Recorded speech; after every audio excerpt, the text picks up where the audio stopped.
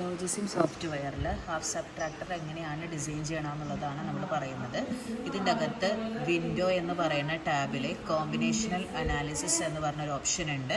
അല്ല എങ്കിൽ പ്രൊജക്റ്റിൽ analyse circuit എന്ന് പറഞ്ഞിട്ടുള്ള ഓപ്ഷൻ ക്ലിക്ക് ചെയ്യാം. അപ്പോൾ നമുക്ക് ഇൻപുട്ട് ആൻഡ് ഔട്ട്പുട്ടിൻ്റെ 2 ടാബ്സ് കാണാം. അതിൽ ഇൻപുട്ട് വേരിയബിൾസും ഔട്ട്പുട്ട് വേരിയബിൾസും നമുക്ക് സെറ്റ് ചെയ്ത് കൊടുക്കാം.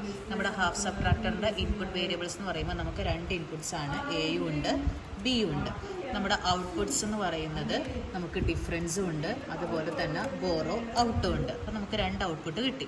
ഇനി നമ്മൾ നേരെ ടേബിളിലേക്ക് പോകാം. ടേബിളിലേക്ക് പോയി കഴിയുമ്പോൾ നമുക്ക് റാൻഡമായിട്ട് നമുക്ക് ഇൻപുട്ട് സെറ്റ് ചെയ്ത് വരുന്നത് കാണാം. ഇനി ഇതിൻ്റെ ഔട്ട്പുട്ടാണ് നമുക്ക് പ്രഡിക്റ്റ് ചെയ്യേണ്ടത്.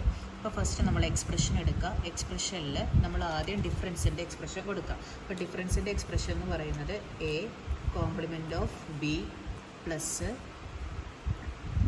B compliment of A.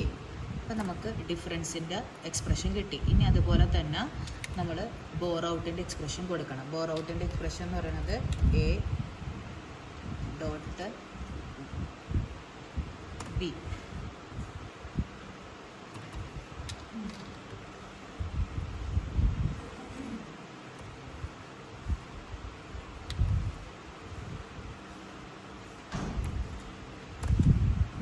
Bore ഔട്ടിൻ്റെ എക്സ്പ്രഷനും കൊടുത്തു.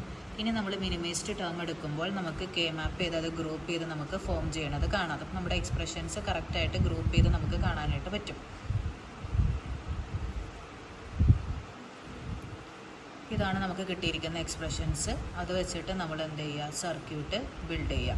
ഇനി സർക്യൂട്ടിൽ നമുക്ക് സർക്യൂട്ടിൻ്റെ നെയിം കൊടുക്കുക. ഇപ്പം നമ്മൾ ചെയ്യുന്നത് സബ്ട്രാക്ടറാണ്, സബ് എന്ന് പറഞ്ഞ നെയിം കൊടുത്തു. ഇനി ഇതിൽ നമുക്ക് 2 ഇൻപുട്ട് ഗേറ്റ്സ് യൂസ് ചെയ്ത് ചെയ്യാം, അല്ലെങ്കിൽ നാൻഡ് ഗേറ്റ്സ് മാത്രമേ യൂസ് ചെയ്ത് ചെയ്യാം. ഇപ്പം ഞാൻ 2 ഇൻപുട്ട് ഗേറ്റ്സ് മാത്രമേ യൂസ് ചെയ്ത് ചെയ്യുവാണെങ്കിൽ ഓക്കെ കൊടുക്കുക.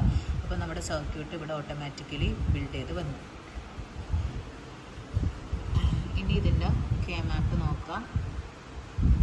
നമ്മുടെ ഔട്ട്പുട്ട് എക്സ്പ്രഷൻ നോക്കാം. ഔട്ട്പുട്ട് എക്സ്പ്രഷൻ വരുന്ന സമയത്ത് നമുക്ക് 0 0 വരുന്ന സമയത്ത് നമുക്ക് ഡിഫറൻസ് വരുന്നത് 0 0 ആണ്. 0 1 വരുന്ന സമയത്ത് മാത്രം 1 1 വരും.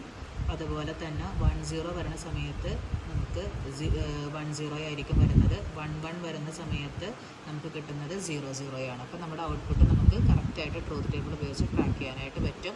ഓട്ടോമാറ്റിക്കലി നമ്മുടെ സർക്യൂട്ട് ഡിസൈൻ ചെയ്ത് നമുക്ക് വരും. അപ്പം ഇങ്ങനെയാണ് നമ്മൾ ഹാഫ് സബ്ട്രാക്ടർ നമ്മൾ ഡിസൈൻ ചെയ്യുന്നത്.